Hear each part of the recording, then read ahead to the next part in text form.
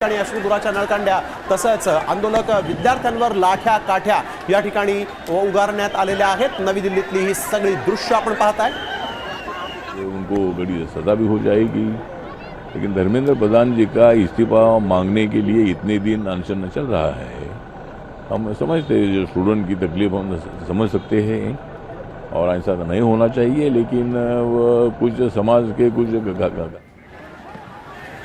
तर आपण पाहतोय की एकीकडे सीजेपीचे आंदोलक संसद भवनाच्या दारापर्यंत पोहोचल्यानंतर पोलिसांकडून त्यांच्यावर अश्रुधुराच्या नळकांड्या फोडल्या जात आहेत। दुसरीकडे दिल्लीमध्ये राजकीय घडामोडींना सुद्धा वेग आलेला आहे। तिथल्या राजकीय जे नेते आहेत त्यांच्या प्रतिक्रिया आपण जाणून घेतोय। सत्ताधारी काय बोलतायत, विरोधक काय बोलतायत हे आपण पाहतोय आणि अतिशय महत्त्वाची घडामोड या दरम्यान जी घडते तीही आम्ही तुम्हाला सांगतोय। ती म्हणजे ज्यांच्या राजीनाम्याची मागणी होते ते केंद्रीय शिक्षण मंत्री धर्मेंद्र प्रधान हे सध्या केंद्रीय गृहमंत्री अमित शहा यांच्या भेटीला काही वेळापूर्वी पोहोचलेले आहेत। एवढं मोठं आंदोलन झाल्यानंतर आंदोलनाचं हे चिघळलेलं स्वरूप बघितल्यानंतर आता अखेर धर्मेंद्र प्रधान यांना जाग आलेली आहे, सरकारला जाग आली आहे। ते अमित शहांना जाऊन भेटले, मात्र या भेटीमध्ये नेमकं काय घडतं हे पाहणं सुद्धा महत्त्वाचं ठरेल। दोन भेटी सध्या महत्त्वाच्या आहे। पहिली भेट म्हणजे सीजेपीचं जे शिष्टमंडळ आहे ते शिष्टमंडळ जे.पी. नड्डा यांच्या भेटीला पोहोचले आणि दुसऱ्या बाजूला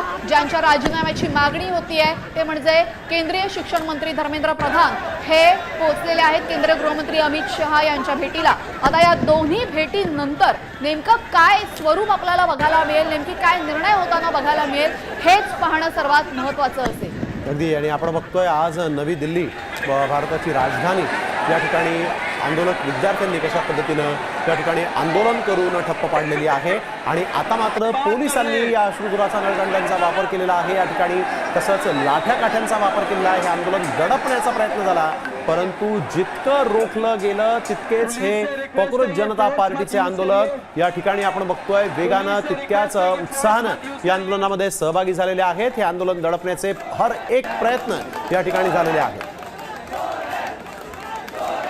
आपण पाहतोय मुळात या सगळ्या आंदोलनाला जे मोठं स्वरूप प्राप्त झालेलं आहे आणि इतक्या मोठ्या प्रमाणात लाखोंच्या संख्येने आपण म्हणू शकतो दिल्लीमध्ये आणि दिल्लीच्या बाहेर सुद्धा आंदोलनं सुरू आहेत। त्यासाठी एक ट्रिगरिंग पॉईंट ठरला तो म्हणजे सोनम वांगचुक यांना उचलून नेणं।